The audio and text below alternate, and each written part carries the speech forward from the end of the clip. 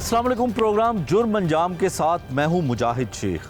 आज के प्रोग्राम में हम आपको जुल्म की एक ऐसी दास्तान सुनाएंगे जिसमें 8 साला बच्ची को उसका करीबी रिश्तेदार ज्यादती का निशाना बनाता है, लेकिन गरीब माँ बाप इंसाफ के लिए 3 साल तक पुलिस और अदालत के चक्कर काटते हैं।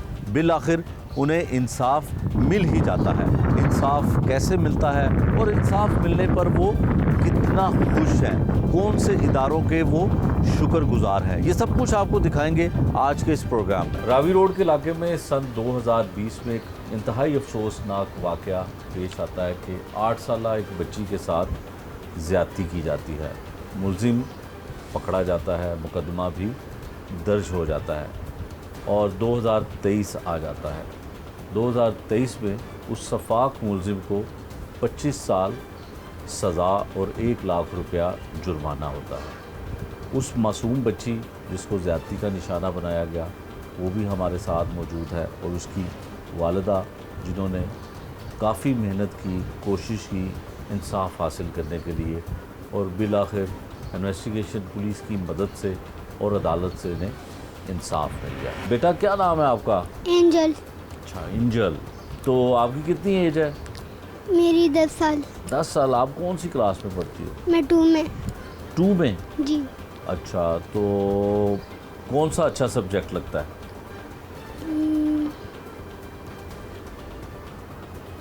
पढ़ाई में कौन सा अच्छा? मैथ, उर्दू, इंग्लिश, क्या अच्छा लगता है? मैथ। मैथ अच्छा लगता है। अच्छा, तो आप यहाँ पे कब से रह रही हो? कितने साल हो गए यहाँ पे रहते हुए? यहाँ पे हाँ बताओ। अच्छा मुझे ये बताओ कि वो जो FIR हुई थी, पुलिस के पास आप गई थी, तो वो जो वो गंदा आदमी था, बुरा आदमी था, उसको जेल में भेज दिया, सही किया? जी सही किया। सही किया? जी। आप यही चाहती थी? जी। तो ये पता आपको किसने ऐसा किया? उसको जेल में किसने भेजा? जी किसने? वकील ने। अच्छा ठीक है। वो गंदा था, गंदा जी। आदमी था, उसको पनिश होना चाहिए, उसको सज़ा मिलनी चाहिए। जी। क्या सज़ा मिलनी चाहिए थी उसको? उसको थप्पड़ मारने को दिल करता है आपका? जी। मारा था थप्पड़? जी। थप्पड़ भी मारा था आपने? जूतियाँ मारी थी। जूतियाँ मारी थी? कैसे मारी थी जूतियाँ बताओ? सिर पे सर पे? कहाँ पे? और मुंह पे भी मारी थी। क्या? मुंह पे भी और मारी थी। मुंह पे भी मारी थी और सर पे भी मारी थी। किस जगह पे मारी थी? पुलिस स्टेशन में? जी। अच्छा, तो वो इतना गुस्सा आपको था, गुस्सा उतर गया कि अभी और मारने को दिल करता है? और मारना उसको? जी। जूतियाँ मारनी हैं, थप्पड़ मारने हैं? जी। अच्छा बाजी बताएं कि 2020 में ये वाक़या हुआ, क्या किस तरह की ये अफसोसनाक वाक़या था और वो जो मुलजिम था, दरिंदा था, वो आपका कोई जानने वाला था? क्या हुआ क्या था? हाँ जी, वो मेरी नंद का दामाद था। तो वो जैसे कि वो आया है तो कह रहा है मामी रिमशा की ना तबीयत जो है ना वो ठीक नहीं है, तो वो ना कह रही है एंजल को लेके आओ। तो मैंने उसके साथ एंजल को भेज दिया। मैंने कहा ठीक है एंजल को साथ ले जाओ। एक रात रिमशा कौन थी? रिमशा एंजल की फुफ्फो की बेटी है। फुफ्फो की बेटी? हाँ जी, ठीक है। फुफ्फो की बेटी है। तो उसका ना 7वां मंथ चल रहा था, तो उसके लेने के लिए मैंने उससे भेज दिया एंजल को साथ। अगले दिन एंजल सुबह को आती है तो कह रही मम्मा मेरी टांगों में दर्द हो रहा है। मैंने समझा शायद ना खेलने की वजह से इसकी टांग में दर्द है, तो मैंने बात को इग्नोर कर दिया। अगले दिन मैं काम से वापस आई हूँ शाम के टाइम पे, तो हम इसे हॉस्पिटल लेके गए हैं। जब हॉस्पिटल लेके गए हैं तो वहाँ से जाके फिर हमें पता चला भी एंजल के साथ ये वाक़या हुआ है। अच्छा। हाँ जी, तो फिर उन्होंने हमसे एंजल से पूछा भी ये किसने किया है। पहले तो एंजल बता नहीं रही थी, फिर डरते डरते इसने बताया भी ये सैफ भाई ने किया है। अच्छा, तो फिर फौरी तौर पे पुलिस ने FIR दर्ज की। पुलिस का और कानूनी कार्रवाई में कैसा रहा? कितना तेज़ सब कुछ पुलिस ने किया? बहुत बहुत तेज़ किया है, लेकिन किसी ने हमसे ये नहीं कहा भी आप हमारे साथ कोई तावन करें। पुलिस ने हमारे साथ बहुत अच्छे से चले हैं और अगर वो लोग ना होते तो शायद हम आज ये केस ना जीतते। अच्छा, जब इस तरह का केस होता है तो ज़्यादा तो वो मुलजिम आपका रिश्तेदार भी था, चाहे हाँ जी। दूर का था, हाँ जी। लेकिन प्रेशर होता है फैमिली का कि जी माफ़ी दे दें, सुलह कर लें या कुछ किसी तरह से भी किसी तरीके से भी मामला रफा दफा कर दें, तो इन चीज़ों का सामना आपको करना पड़ा? हाँ जी, बहुत प्रेशराइज करते थे हमें, प्रेशराइज करते बहुत थे, करते थे, डराते धमकाते थे? हाँ जी। अच्छा। इसके पापा के पास जाते थे भी आप लोग सुलह कर लो, हम आपकी बेटी के नाम पे प्लॉट कर देंगे, आपको 20 लाख रुपया दे देंगे, आप माफ़ कर लो, आप सुलह कर लो, रिश्तेदारी है अच्छा, तो आप ऐसा कर लो। फिर आपने क्या कहा? हमने कहा हमने कुछ नहीं करना, हमें सिर्फ इंसाफ चाहिए। इंसाफ चाहिए। हाँ जी, सिर्फ इंसाफ अच्छा, जो चाहिए। मुलजिम था वो शादीशुदा था, उसके अपने बच्चे भी थे? हाँ जी, उसका ये पहला बेबी है। अच्छा, हाँ जी। उसका पहला हाँ बेबी जी। है। जब आपने एप्लीकेशन दी, थाना में मुकदमा दर्ज हो गया, हाँ जी। पुलिस ने मुलजिम को फौरी पकड़ लिया था? हाँ जी, फौरी। फौरी गिरफ्तार हाँ जी, कर लिया। फौरी। फिर बच्ची का मेडिकल हुआ होगा? हाँ जी, बच्ची का मेडिकल मेडिकल हुआ। होने के बाद फिर उसको ज़ाहिर है कोर्ट में उसका हाँ जी। तमाम गवाहों और शवाहिद जो हैं वो हाँ करवाए जी। गए होंगे। तो क्या लगा आपको? आपकी कम्युनिटी तो शायद ये सोचती है कि पाकिस्तान में उनको इंसाफ नहीं मिलता, ऐसी बात है? हाँ जी, लेकिन हमें अपने खुदावंद पर पूरा यकीन था भी हमें इंसाफ मिलेगा। फिर उसके बाद हम तारिक गिल के पास गए, सर जी के पास गए, उन्होंने शुरू से लेके एंड तक हमारा साथ निभाया, तो 2 साल उन्होंने हमें अपने पास रखा। अच्छा। हाँ जी। अच्छा, केस लड़ना जो है ना वो बड़ा मुश्किल होता है, हाँ जी। वकील की फीस देनी है, आना जाना, तो आपके मियाँ क्या करते हैं? वो क्या रोजगार सुंदस आपका? फाउंडेशन में काम करते हैं। अच्छा, सुंदस फाउंडेशन हाँ में। जी। तो आपका गुजारा ठीक हो जाता है या मुश्किल है? मुश्किल तो आपको पता है जिस तरह के हालात हैं, मुश्किल तो बहुत होती है, लेकिन फिर भी हम लोग हिम्मत नहीं हारते। बच्ची ने कैसी हिम्मत पकड़ी? बच्ची को आपने कैसे समझाया? बच्ची को बात बात पे गुस्सा आ जाता है, बहुत ही ज़्यादा गुस्सा आता है। फिर कहेगी मम्मा मेरा दिल करता है मैं ऊपर कहीं जाऊँ, मैं नीचे छलांग लगा दूँ। बहुत ही ज़्यादा इसे गुस्सा आता है। अब ठीक है। इसका स्टमर का मसला बन गया हुआ है, फिर इसकी एक टांग का मसला बन गया हुआ है, इसके पट्ठों का मसला बन गया हुआ है उस हादसे के बाद। अच्छा, तो ये जो बच्ची बताती है कि इसने उसके सर में जूतियाँ मारी, मुंह पे भी जूतियाँ मारी, ये क्या इसका दिल करता है या ऐसे हुआ है? इसका दिल करता है। ये तो कहती है भी उसे बाहर आना ही नहीं चाहिए, 25 साल की सज़ा उसके लिए बहुत कम है, उसे तो वहीं मर जाना चाहिए। तो आपका भी तो दिल करता होगा ना? हाँ जी, उसकी वजह से हम इस हालात में हैं, वरना हमारे कभी इस तरह के हालात नहीं थे। उसी की वजह से हम बिल्कुल ही सड़क पे आ गए, तो हमारा दिल करता है वो भी इसी तरह हो। अच्छा, 3 साल तकरीबन आपने ये जंग लड़ी? हाँ जी, 3 साल। हाँ जी, 3 साल। किन किन शोबों पे, किन किन लोगों ने, किन किन इदारों ने आपकी इतनी मदद की? और आप एक मिसाल आपने कायम की है कि अगर किसी के साथ जुल्म होता है, ज़्यादती होती है, चाहे उसके पास केस करने के, केस लड़ने के पैसे भी ना हो, तो हिम्मत सिर्फ हो तो उसको ज़रूर इंसाफ मिलता है पाकिस्तान में। हाँ जी, हमारे साथ अगर हिम्मत की है ना तो वो एक ही शख्स है, MP तारिक गिल मसीह, और अच्छा। उनकी जो जनरल सेक्रेटरी है वो मारिया सलीम है। अगर ये दोनों और वो जो हमारी वकील है सुमेरा हुसैन के बाद वो जो सोनिया लियाकत है, इन सब ने हमारा बहुत अच्छे से साथ दिया है, और बिल्कुल ही नीयत से, ईमान से ही लोग हमारे साथ चले हैं। अदालत में बयान जब हुआ, हाँ जी। तो मुलजिम को उसके बाद कभी देखा आपने? मतलब जब अदालत में आया तो हाँ जी, बात कभी हुई? माफ़ी मांगी उसने? अपने किए पे शर्मिंदा था? हाँ जी, किए पे तो अपने शर्मिंदा था, उसका मुंह से लगता था, लेकिन वो टॉर्चर करते थे कभी बार बार मुझे हमारे सर जी MP तारिक गिल साहब कहते थे बिज़मा आपने ने बेटा कोर्ट में अकेले जाना है, ये जो पुलिस का डर है ना आपके दिल में, ये तो उन्हें निकालना है। तो कभी कभी इसके पापा को छुट्टी नहीं मिलती थी, तो मैं खुद ही चली जाया करती थी कोर्ट में।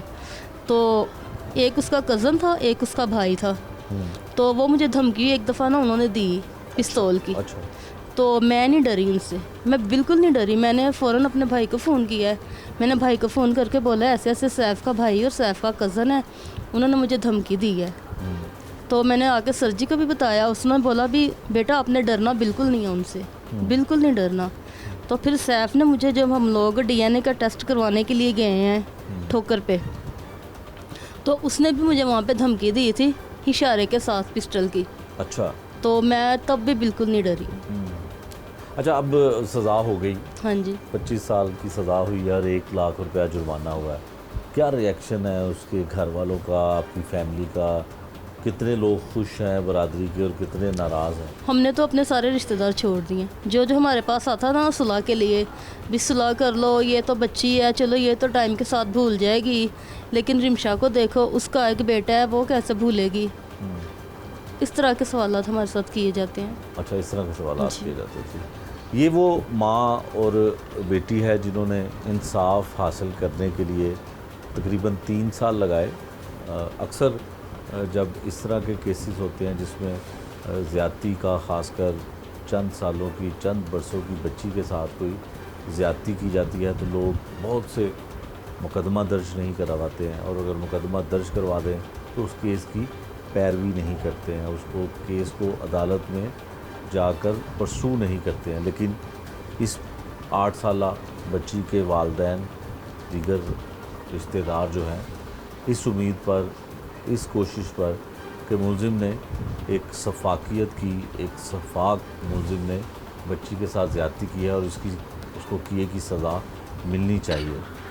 देर आए दुरुस्त आए, कुछ वक्त लगा, वक्त के बाद उसको सज़ा हुई, और बच्ची भी और बच्ची की माँ भी ये ख्वाहिश करते हैं कि शायद जितना बड़ा गुनाह और जितना बड़ा उसने जुर्म किया, 25 साल की सज़ा भी उसके लिए कम है। 8 साला मुतासरा बच्ची के मामू जो हैं वो भी हमारे साथ हैं। वो भी इस कामयाबी पर कि मुलजिम को सज़ा मिली और करार वाकई उसको सज़ा दिलाने में इनका भी बड़ा अहम किरदार है।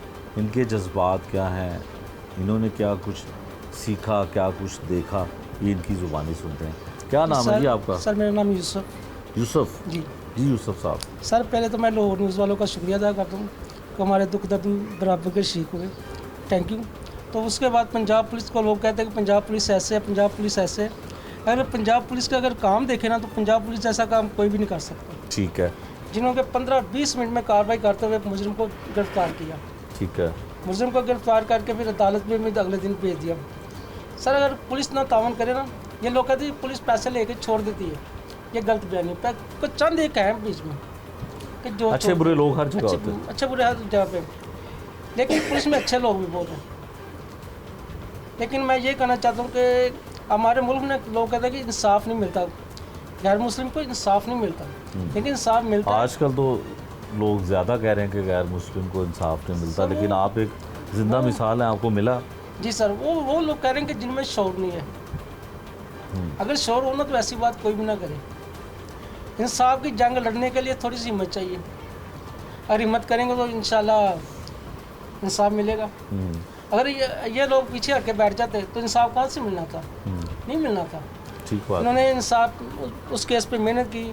इनकी जो Sonia Liaquat AIC sub inspector थी, वो मुझे तो नहीं पता, इनको पता, सब इंस्पेक्टर थी, उन्होंने मेहनत की, इनके वकीलों ने मेहनत की, उसके बाद MP तारिक गिल साहब ने मेहनत की, मारिया बाजी ने मेहनत की, सब ने मेहनत की है, उनको इंसाफ मिला है।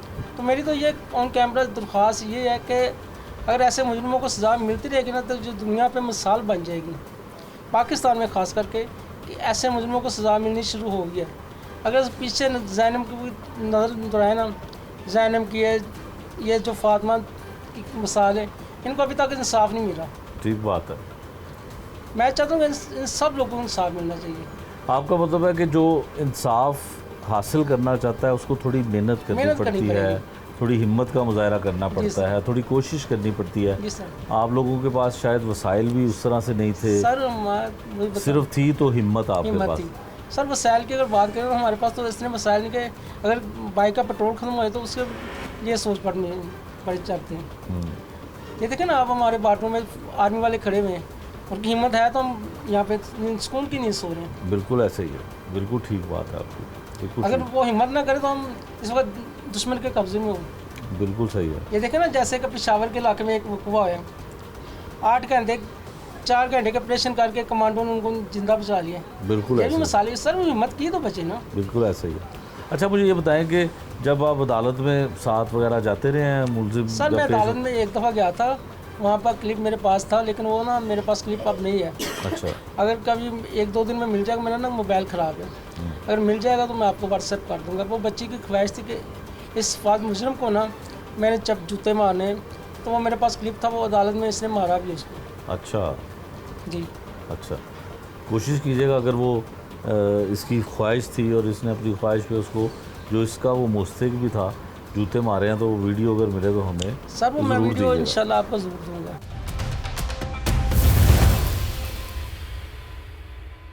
आठ साल बच्ची को इंसाफ दिलवाने के लिए पुलिस ने तो अपना काम किया ही, लेकिन उसके साथ साथ कुछ ऐसे लोगों ने भी मदद की जिनकी मिसाल वो खुद दे सकते हैं।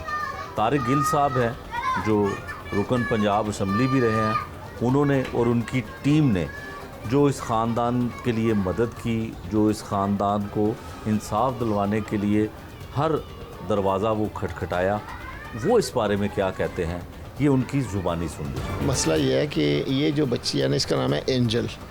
इसकी उम्र कुछ 7 और 8 साल के दरमियान थी और ये 2020 का वाक़या है जब ये अपने बहनोई रिश्ते में वो बहनोई लगता था, यानी कि इसके बाप की बहन का वो जो दामाद था और इस बच्ची को वो साथ लेके जाता है कि जी इसकी जो बड़ी बहन है ना, वो कहती है कि एंजल को ना ले आओ, एंजल को हम रखना चाहते हैं क्योंकि वो कोई डिलीवर्ड हुई थी।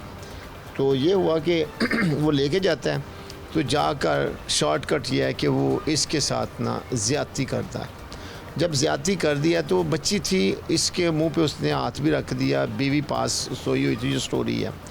तो ये स्टोरी जब चली तो बच्ची घर आ जाती है तो उसके ना वो यूरिन करते वक्त वो ब्लीडिंग शुरू हो गई। बच्ची घबरा जाती है, वो अपनी माँ को बुलाती है। तो ये माँ ने समझा कि शायद इसके पेट में कोई मरोड़ टाइप कोई चीज़ है, तो ये इसका पेट ख़राब है। तो इसने जाके हॉस्पिटल में लेके गई। हॉस्पिटल में गई ना जब इसकी वालदा, तो उस हॉस्पिटल में जाकर जब डॉक्टर्स ने देखा तो लेडी डॉक्टर ने बताया कि ये बच्ची जो है ना, ये क्या लगती है आपकी? उसने कहा जी मेरी बेटी है। उसने कहा जी आपकी बेटी है तो इसके साथ ज़्यादती हुई है, किसने की है? आप इधर ही रहेंगे, पुलिस को हम बुलाएंगे। उन्होंने पुलिस को इन्फॉर्म कर दिया। आपको पता है कि हॉस्पिटल में पुलिस होती है, तो उन्होंने बुलाया। तो ये जी जो है ना, ये रोना शुरू हो गई, इसकी वालदा। इसका वालद भी आपने देखा है, ये बिल्कुल मासूम, इनोसेंट और बहुत ही नाइस पर्सन बच्चा। और ये दोनों घबरा गए कि क्या हुआ है। इस बच्ची से पूछा, उसने कहा जी मेरे साथ उसने गंदी हरकत की है। लफ्ज़ बोलती थी ये कि मेरे साथ फ़लाँ भाई कहती है, वो भाई ने ना मेरे साथ ये गंदी हरकत की है। अब ये गंदी हरकत एंड तक गई है, यानी कि जब इसको अदालत में इस विक्टिम का को बयान लिया जाता था तो ये गंदी हरकत पे रही है। किसने? मेरे वकील ने कहा जी आपके साथ गंदी हरकत का क्या रही, क्या की? कहती मैंने आपको कह दिया ना कि मेरे साथ गंदी हरकत हुई है, मुझे ज़्यादा बातें ना पूछें बस। ये यानी कि बच्ची उस वक्त थोड़ी सी ना खुदा की तरफ से ना ये एक्टिव हो गई। अब ये कहने का मकसद ये है कि मेरे पास यह कैसे केस आया। मैं उस वक्त था MPA मेंबर सूबाई असम्बली पंजाब था। तो इन लोगों को यहाँ पे मेरे इस इलाके में मेरा एक ना सपोर्टर या कोई मेरा अच्छा वर्कर आदमी था जो PMLN का था। उसने मुझे इन्फॉर्म किया कि एक बच्ची है, उसके साथ ज़्यादती हुई है और वो लोग इनको थ्रेट भी करते हैं। और मैंने कहा यार छोड़ो, ये हरकतें ऐसी होती रहती हैं, मैंने इग्नोर कर दिया। फिर 2 दिन 4 दिन गुजरे तो ये केस बेचारे हॉस्पिटलों में धक्के खा रहे थे। पुलिस वाले क्या सलूक करते हैं वो आपको पता ही है। तो जब ये इनके साथ ज़्यादती होने शुरू होगी, एक दिन अदालत से एक नायब कोर्ट ने इनको फ़ोन किया तो ये घबरा कर अपने ताले मार के उन्होंने कहा जी आपको मैं मिलना चाहता हूँ।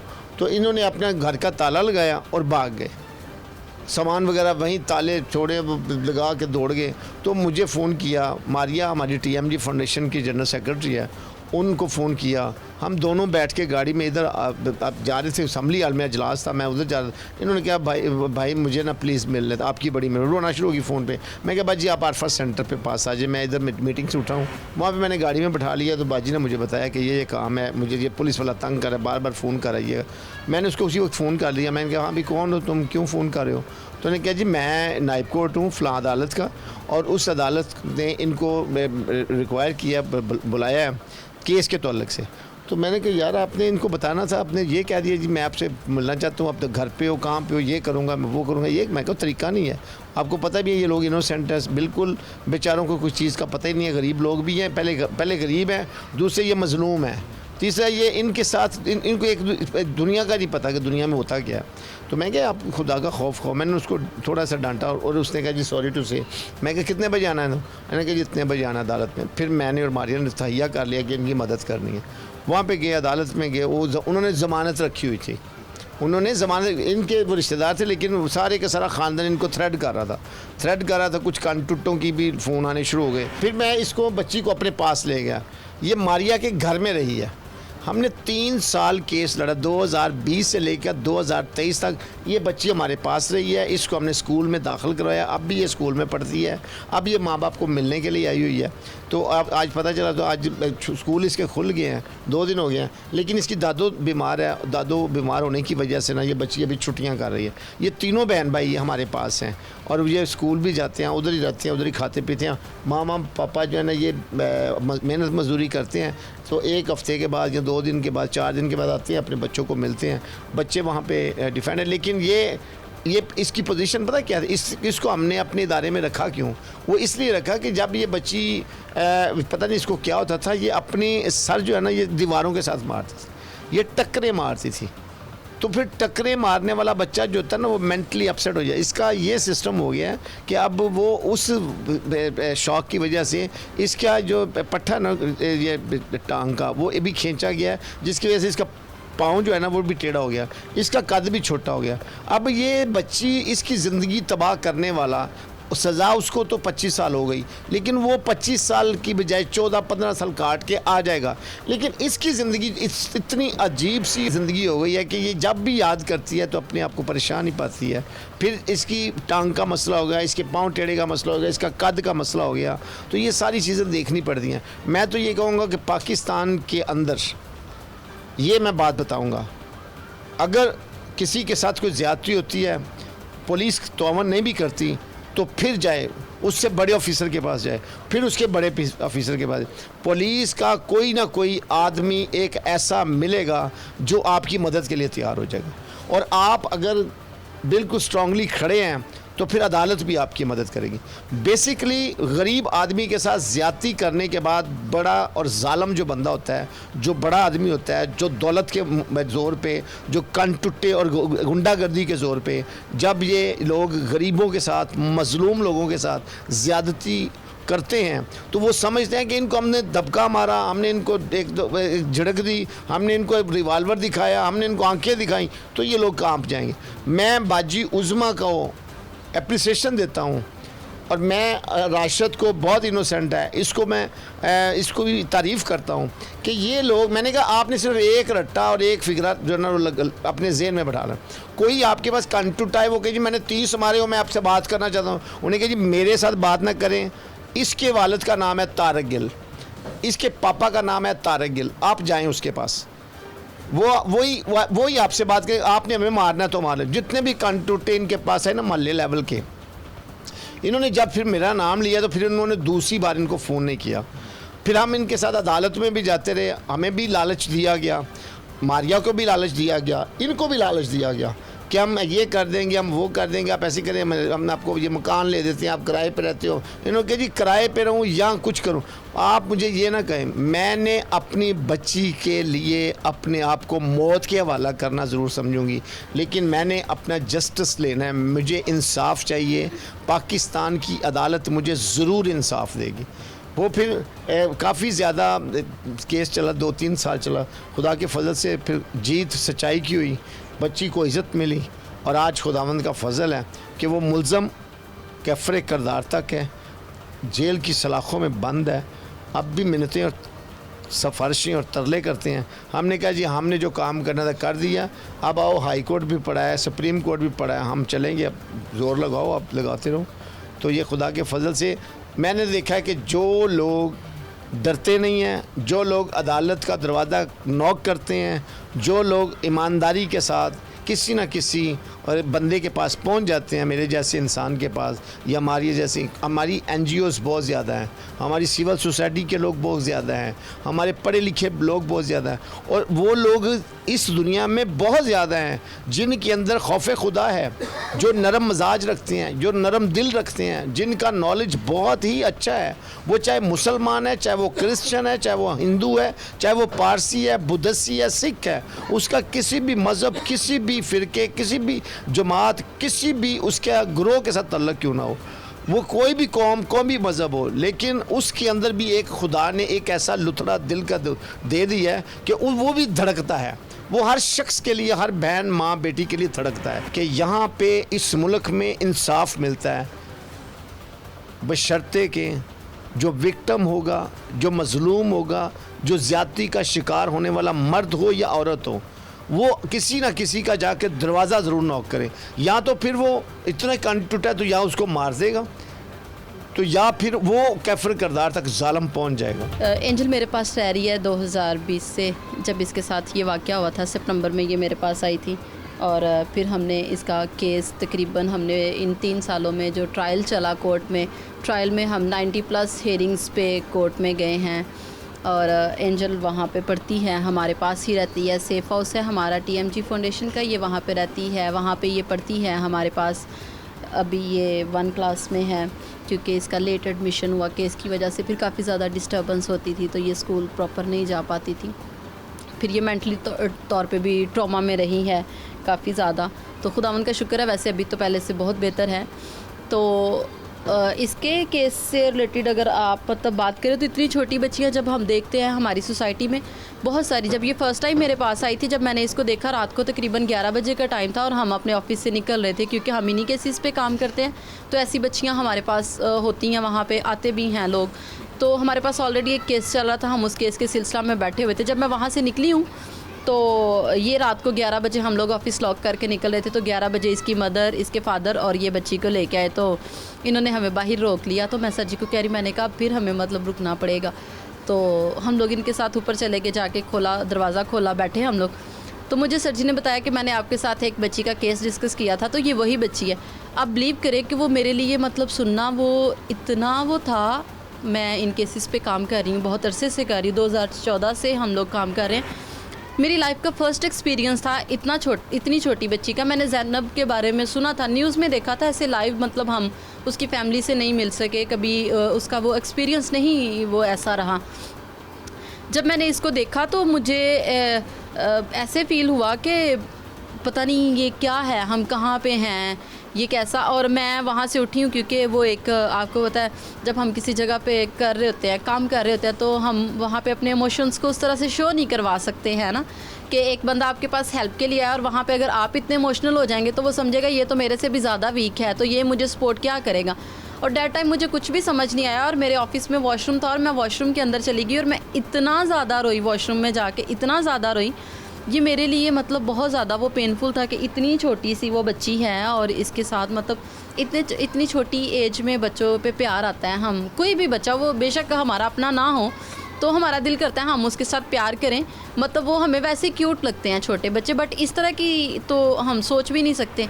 मैं जितने भी पेरेंट्स हैं जो देख रहे हैं, जिन तक इस प्रोग्राम के थ्रू मेरी आवाज़ पहुंच रही है, मैं उनको यही कहूँगी कि प्लीज़ खुदारा अपनी बच्चियों के लिए सपोर्ट बने। बाज़ुकात ऐसा होता है कि ऐसी कोई कंप्लेंट्स होती हैं, बट वो बच्चियाँ जो होती हैं वो माँ बाप को बता ही नहीं पाती हैं। वो इसलिए नहीं बता पाती क्योंकि माँ बाप की उनके साथ बॉन्डिंग उस तरह की नहीं होती है, उनका रिलेशनशिप जो है वो माँ बाप के साथ इतना स्ट्रॉन्ग नहीं होता है।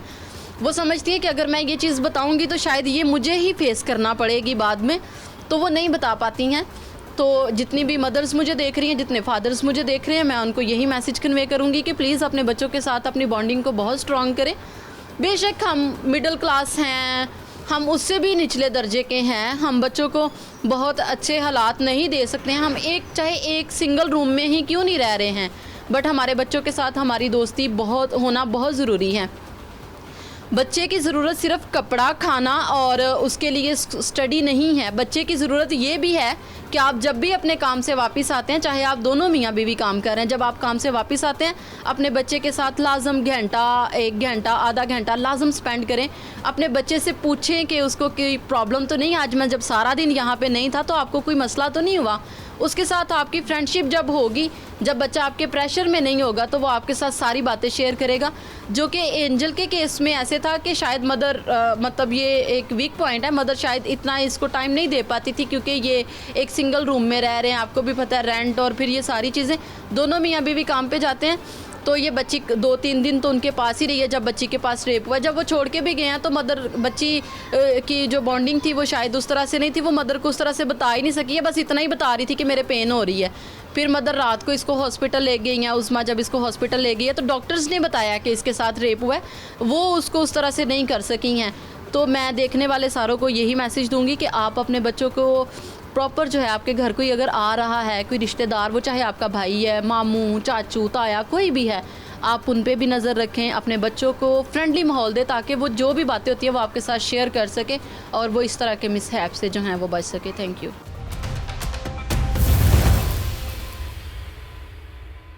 एसएसपी इन्वेस्टिगेशन लाहौर हैं जी डॉक्टर अनूश मसूद चौधरी साहिबा हमारे साथ। डॉक्टर साहिबा बहुत शुक्रिया आपके वर्क का। डॉक्टर साहिबा, रेप केस अक्सर सुनने में आता है कि अगर खुदा न खासा किसी बच्ची के साथ हो तो एफआईआर दर्ज नहीं होती, वो तो करवाते नहीं हैं लोग, और आपके पास एक ऐसा केस है जिसकी एफआईआर भी हुई, एफआईआर के बाद इन्वेस्टिगेशन भी हुई और मुलजिम को तकरीबन 25 साल की सज़ा और 1 लाख रुपए जुर्माना हुआ। बड़ी कामयाबी है ये इन्वेस्टिगेशन पुलिस की, और ख़ासकर आज के दौर में जिसमें मसीही बरादरी ये कहती है कि शायद उन्हें उनके हकूक़ जो हैं वो नहीं मिलते। क्या कहेंगी इस पर? First of all thank you so much for having me on air and I could comment on all this. जो आपने बताया, जैसे कि फ़र्स्ट ऑफ ऑल अगर हम इस क्राइम की बात करें तो ये एक अंडर रेटेड क्राइम है जिसको रिपोर्ट कम किया जाता है, अंडर रिपोर्टिंग होती है इसकी। It has many reasons. Mostly आप देखें कि चूँकि छोटे बच्चों तक एक्सेस रिश्तेदारों की होती है, तो जितना मैंने इसको पाया है वो यही है कि माइनर्स में हमेशा कोई ना कोई रिश्तेदार इन्वॉल्व होता है और लोग इस वजह से रिपोर्ट करने से गुरेज करते हैं या वो समझते हैं कि अपने रिश्तेदार पर इल्ज़ाम लगेगा और अल्टीमेटली या फिर सुलह हो जाती है। सो ये एक तो फर्स्ट रीज़न है। सेकेंडली ये है कि yes this incident was reported, उसमें जैसे माँ बाप ने हिम्मत की और बहुत अच्छा किया। देखिए अब अनफॉर्चुनेटली एक इंसिडेंट हो गया है। हमारी दुआ तो ये होती है कि ये ना हो इस तरह की चीज़ें और पेरेंट्स को बड़ा विजिलेंट रहना चाहिए, लेकिन जब इंसिडेंट खुदा न खासा हो जाए तो उसको रिपोर्ट ज़रूर करना चाहिए। तो इसमें इन्होंने रिपोर्ट किया। ठीक है। इसके वालिद जो एंजल जो बच्ची, उसके वालिद मुद्दई बने और इन लोगों ने केस रिपोर्ट किया और हमें टाइमली रिपोर्टिंग की वजह से फ़ायदा ये हुआ कि हम मेडिकल करवा सके, बच्ची का मेडिकल हुआ, हमें वो क्राइम सीन प्रॉपरली उसी टाइम विज़िट हो गया। वहाँ से जो हमें एविडेंस कलेक्ट करना था पीएफएसए ने, क्राइम सीन यूनिट ने, वो प्रिजर्व कर लिया हमने। कपड़े और जिसमें डीएनए वगैरह दोनों के चाहिए होते हैं, विक्टिम एंड एक्यूज्ड, वो हमने प्रिजर्व कर लिया। तो क्राइम सीन को इमीडिएटली विज़िट करना और इससे पहले कि कुछ एविडेंस ज़ाया हो जाए उसको प्रिजर्व करना बड़ा ज़रूरी होता है। तो टाइमली रिपोर्ट होने का ये एक बहुत फ़ायदा हमें होता है और इस केस में हमें हुआ। ठीक है। उसके बाद जहाँ तक बात है कि obviously it's very traumatic for the family, लेकिन अगर खुदा न खास्ता एक क्राइम हो गया है तो उसको प्रॉपर टाइम पे रिपोर्ट करना, प्रॉपरली कोऑपरेट करना बड़ा ज़रूरी होता है। And these people did not back out. ये इनका फुफ्फाज़ाद भाई बनता था, ये जो मुल्जिम है सैफ मसीह, वो एंजल का कज़न ही था। ठीक है। तो उससे भी देखिए बच्चे इतने टॉर्मेंटेड होते हैं उस टाइम पे कि वो खुद से बता भी नहीं पाते हैं। तो बच्चे को तो ये आइडिया भी नहीं होता उससे क्या हुआ exactly. So same was the case with her. She was hardly 10 years old and she could not even tell her own mother. But when she felt that she was not okay and she had to go to school, तो उससे पहले उन्होंने पूछा उससे कि तो then they kind of discovered कि okay this is what happened to her. They right away went to the hospital. फिर मियां मुंशी हॉस्पिटल से बच्ची का हमने मेडिकल करवाया। So इस तरह से ये बच्चे के लिए बताना भी एक बहुत बड़ा एक ट्रॉमेटिक होता है और वो बच्चे भी माँ बाप को भी नहीं बताते हैं। तो उसमें इस केस में ये हमें सारी चीज़ें जो है टाइमली रिपोर्ट हो गई। अब उस पर फिर ये हुआ ट्रायल चला, तो चूँकि एविडेंस हमारे पास सारा प्रिजर्व था और उसका एनालिसिस हो चुका था, रिपोर्ट्स हमारे पास आ गई थी, then that's why we were able to get him the conviction. और जो 25 साल सज़ा होना और 1 लाख रुपये जुर्माना, I think this is a very big achievement with the cooperation of the victim family as well of course, and they did not back out, इवन वो उसका कज़न था। ये बहुत हमें प्रॉब्लम आता है कि लोग फिर बैकआउट कर जाते हैं कि सुलह हो जाती है आपस में, तो इसकी वजह से भी समटाइम्स रिपोर्ट हुआ होता है क्राइम लेकिन कन्विक्शन नहीं होती है। इसकी वजह से ये देखा जाता है कि अच्छा रिपोर्टेड क्राइम ये है, कन्विक्शन नहीं हुई, क्योंकि वो रिश्तेदार होते हैं, दे बैक आउट, सो इस वजह से कन्विक्शन समटाइम्स बहुत कम हो पाती है। इस केस में ऐसा नहीं हुआ, पुलिस वाज ऑन टोज। और आपने मसीह बरादरी का जिक्र किया, देखिए पुलिस के लिए इंसानियत से बढ़ के कोई मज़हब है ही नहीं है। बिल्कुल ठीक है। डजेंट मैटर वो मुस्लिम है, वो मसीह है, वो हिंदू है, वो क्रिश्चियन है, वो कोई भी है, चाहे जू हो, बट बात ये है कि पुलिस के लिए it's a crime against human being. हमें इसे उसके मज़हब से कोई लेना देना नहीं है, इंसानियत सबसे बढ़ के है हमारे लिए। और आई वुड से कि ये कोई भी और होता, it can be he like she could be from any other religion, but this is discrimination which हमारी पुलिस की नज़र में नहीं है वो चीज़, and we are always standing with them. और मैं ये समझती हूँ कि ये भी एक एग्जाम्पल ही है इस केस में कि अगर ऐसी हम ऐसा नहीं कि कोई मुसलमान के साथ कुछ हुआ है तो हम उसकी तरफ ध्यान दे रहे हैं, और अगर एक मसीह बच्चे के साथ ये हो गया तो हम उसकी तरफ ध्यान नहीं दे रहे। They are equally important to us, police के लिए भी, और आप इवन देखिए कोर्ट्स में भी, बाद में कन्विक्शन तो कोर्ट से हुई है, तो इवन कोर्ट में भी ऐसा कहीं डिस्क्रिमिनेशन आपको नज़र नहीं आई। So this is very important to understand कि yes, one unfortunate incident can not define police और the society's attitude towards any religion. So that's I would say. Doctor साहब ये बताइएगा कि जो मुद्दइया जो है, मुद्दई हैं, उसकी वाइफ और बच्ची के लवाकिन जो मतलब उसके फैमिली के लोग हैं, उनसे हमारी बात हुई, वो कहते हैं हम पुलिस स्टेशन जाने से बहुत डरते थे, हमने सुना था कि शायद पुलिस के पास जाएंगे तो क्या होगा, लेकिन जब ये केस उनका हुआ और मुलजिम को सज़ा मिली तो वो पुलिस पे बड़े खुश हुए। आपकी उनसे मुलाकात हुई, उनके ख़यालात क्या थे? हमें तो उन्होंने बहुत पॉजिटिव इन्वेस्टिगेशन पुलिस के हवाले से बताया, तो आपको क्या बताया उन्होंने? दे वर काइंड ऑफ थैंकफुल, और ऑब्वियसली जैसे आप एक हीनियस क्राइम है और हमारी इस पे इतनी ज़्यादा तवज्जो रही और उन्होंने इस चीज़ को अप्रिशिएट किया कि पुलिस ने बहुत ज़्यादा कोऑपरेट किया है। एक जनरल इंप्रेशन तो आपको पता ही है कि पुलिस के पास जाने से लोग कतराते हैं, घबराते हैं, या आप ये कह लें कि उनको ये लग रहा होता है शायद हमारी तो सुनी नहीं जाएगी तो हमें फ़ायदा क्या जाने का। So that was a totally different perception, और उनके लिए टोटल डिफरेंट एक्सपीरियंस था कि एक ट्रॉमा तो उनसे वो गुजरे, उसमें नो डाउट अबाउट इट, लेकिन जिस तरह की एक कोऑपरेशन होनी चाहिए थी, जो उनको सपोर्ट मिलनी चाहिए थी, वो उनको मिली, and they are really satisfied कि अब उनके मुलजिम को सज़ा भी मिल चुकी है, जो कि मुलजिम था वो मुजरिम बन चुका है, सो ही हैज़ बिन कन्विक्टेड। सो उनके लिए बड़ा साय ऑफ रिलीफ है, and for us as well. Doctor साहब, आपकी मौजूदगी का फ़ायदा उठाते हुए एक छोटा सा सवाल है। तकरीबन 6 माह आपको हो गए यहाँ पे SSP इन्वेस्टिगेशन लाहौर आए हुए, तो फोकस किया हुआ था कि ज़ेर इल्तवा केसेस और जो भी इसमें नेग्लिजेंसी या कुछ पुलिस की जो मजबूरियाँ हैं वो हुई, तो कहाँ तक पहुँचा, कामयाब हो गई? आई वुड से, मैं आपको एग्जांपल देती हूँ, जब हमने ज्वाइन किया यहाँ पे, जब हमारी टीम ने काम इस पे शुरू किया, तो उस वक्त जो पेंडिंग रोड्स थे they were more than 275, like it was around 3 lakhs, और अभी तक मोर देन 6 months हो गए और हमने 4.25 लाख रोड जमा करा दिए हैं। और इस वक्त जो पेंडेंसी है, जो उस वक्त 2.5 लाख थी, इस वक्त 3,800 है। So you can well imagine how much we have been able to be successful, and then under investigation सिर्फ 2023 के, वो भी पिछले 2 महीने के पेंडिंग चल रहे हैं। बाकी हम साथ साथ जो है, क्योंकि this is a high ups policy as well, कि कोई केस जो है वो 1-2 महीने से पुराना बिल्कुल नहीं होगा। सो अल्लाह का शुक्र है, we have been able to achieve our target, और मज़ीद इस पर हमने काम बिल्कुल जारी रखा हुआ है। इसके अलावा इश्तिहारियों पे, डाकुओं पे, और we have prepared new list, और उसमें we are going aggressively behind, we are going aggressively against them. So we want to put them behind bars, और जो जेल रिलीज़ होके आए हैं, आई थिंक जिनको हमें लगता है कि कन्विक्शन होनी चाहिए थी, प्रॉपर नहीं हुई, we would be targeting them as well. So I would say that alhamdulillah we have been able to achieve our target. 8 साला बच्ची को इंसाफ दिलवाने के लिए एक और ऐसी शख्सियत है जिसने सबसे अहम किरदार अदा किया. सोनिया लियाकत आईओ हैं जनरल सेल की. उन्होंने सारी तफ्तीश की, मुलजिम को भी गिरफ्तार किया, कोर्ट में वो तमाम शवाहिद, वो तमाम सबूत फराहम किए जिसके बाद मुलजिम को 25 साल की सज़ा सुनाई गई.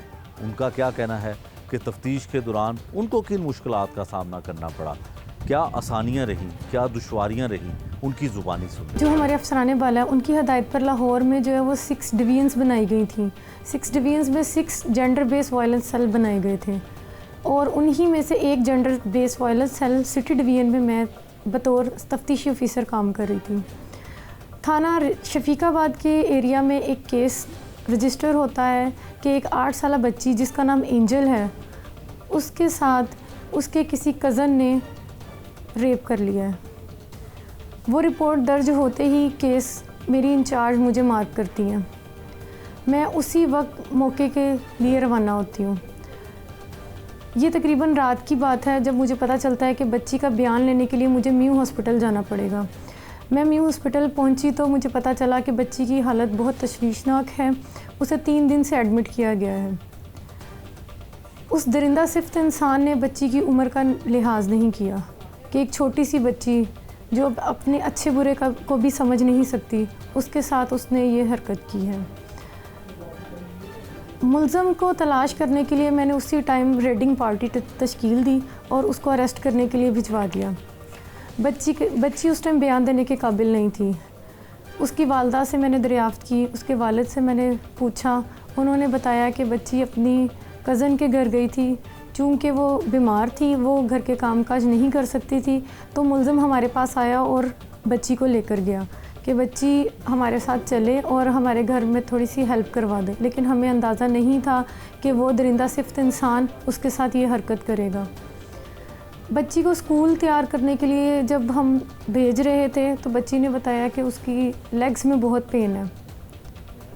बच्ची की मदर ने पहले सोचा बच्ची खेलती है शायद इस वजह से है, लेकिन उसके मज़ीद इसरार करने पर, रोने पर, चीखने चिल्लाने पर उनकी वालदा उनको म्यू हॉस्पिटल ले गई, जहां उनको डॉक्टर साहब ने बाद मुआयना ये बताया कि बच्ची के साथ रेप हुआ है, जिसकी दरख्वास्त फिर उन्होंने थाना शफीकाबाद में दर्ज करवाई और हम लोगों ने मुलज़िम की तलाश जारी की. मुलज़िम की तलाश करना एक मुश्किल और कठिन काम था. अफसराने वाला जिनमें हमारे DIG साहब और SSP साहिबा ने हमें बहुत ज़्यादा कोऑपरेट किया, हमें हदायत दी कि मुलज़िम को हम किन किन तरीक़ों से अरेस्ट कर सकते हैं. हमने साइंटिफिक टेक्नोलॉजी की मदद से मुलज़िम की लोकेशन देखी और हमने मुलज़िम को अरेस्ट किया. मुलज़िम को इंटेरोगेट करना बहुत मुश्किल था क्योंकि मुलज़िम कुछ भी बताने से साफ इनकारी था. वो बिल्कुल ख़ामोश था, लेकिन हमने उसको थोड़ा सा वक्त ही दिया क्योंकि हमारी इन्वेस्टिगेशन अभी कंप्लीट नहीं हुई थी. हमें यही पता था कि बच्ची के साथ रेप हुआ है और हमें ये कंफर्म नहीं था कि आया इसी मुलज़िम ने रेप किया है या कोई और है. बच्ची डर के मारे किसी और का नाम तो नहीं ले रही, लेकिन दौरान तफ्तीश हमें मुलज़िम से ये बात पता चली कि इस बच्ची का रेप उसी दरिंदा सिफ्त इंसान ने ही किया है. इसकी बाबत हमने जो बच्ची के सैंपल्स थे जो डॉक्टर साहब ने बाद मुलाजा डॉक्टरी हमें दिए थे वो हमने PFSA में जमा करवाए. मुलज़िम को अरेस्ट करने के बाद हमने बच्ची का और मुलज़िम का DNA टेस्ट करवाया और मुलज़िम को हमने जेल भिजवा दिया. जेल भिजवाने के बाद बच्ची का पेरेंट्स ने एफ़र्ट की और उसका ट्रायल स्टार्ट हुआ. ट्रायल में मेरा चीफ रिकॉर्ड हुआ और उसके बाद मुलज़िम की तरफ से वकील ने मुझसे सवालात किए जिनके मैंने बखूबी जवाब दिए. इस सारे ट्रायल के दौरान जज साहब जो रिजवान साहब थे, मैं उनकी बेहद मशकूर हूँ जिन्होंने इस केस को बहुत कीनली सुना और उसके बारे में फ़ैसला किया और आज वो मुलज़िम अपने मंतकी अंजाम को पहुँच चुका है. जज साहब ने उसको 25 साल उम्र कैद और 1 लाख रुपया जुर्माना की सज़ा सुनाई है. मैं तमाम पेरेंट्स से एक ही रिक्वेस्ट करना चाहती हूँ कि काइंडली आपकी बच्ची छोटी हो या बड़ी हो, आप उनकी हिफाजत जिस तरीके से कर सकते हैं कोई और नहीं कर सकता। लेकिन खुदा न खास्ता अगर आपकी बच्ची के साथ इस किस्म का कोई भी मसला दरपेश होता है तो आप पुलिस से रब्ता करें। पुलिस में लेडीज़ ख़वातीन तैनात की गई हैं। जेंडर बेस्ड वायलेंस सेल में ज़्यादातर फ़ीमेल स्टाफ है। उसकी वजह यही है ताकि आप पेरेंट्स, आपकी बच्चियाँ पुलिस पे एतमाद करें, पुलिस के साथ हर किस्म की बात शेयर करें, और आपके साथ कोई भी मसला हुआ है तो वो हल हो सके। आप हम पर एतमाद करके हमारे पास आएँ, इंशाल्लाह आपको फ़ौरी इंसाफ मिलेगा। और यही नहीं, सिर्फ़ एक केस में ही नहीं, आपके भी और आपकी तरह कई लोगों के केसों में हम मुल्ज़िम को सज़ा दिलवाएंगे। ये था आज का जुर्म अंजाम, जिसमें हमने आपको दिखाया कि जो शख्स भी इंसाफ हासिल करना चाहता है बिल आखिर उसे एक ना एक दिन इंसाफ ज़रूर मिलता है। बच्ची के लवाहकीन जिनका ताल्लुक़ किसी और मज़हब से है, गैर मुस्लिम है, इसके बावजूद वो हिम्मत करते हैं और पाकिस्तान के कानून और पाकिस्तानी पुलिस को खराजे तहसीन पेश करते हैं। उनका ये कहना है कि उन्होंने हिम्मत नहीं हारी, उन्होंने किसी से डरना मुनासिब नहीं समझा, किसी की धमकियों में नहीं आए और उन्हें वो इंसाफ मिला जिसकी वो तवक्को करते थे। नए प्रोग्राम तक के लिए मुझे दीजिए इजाज़त। अल्लाह निगहबान।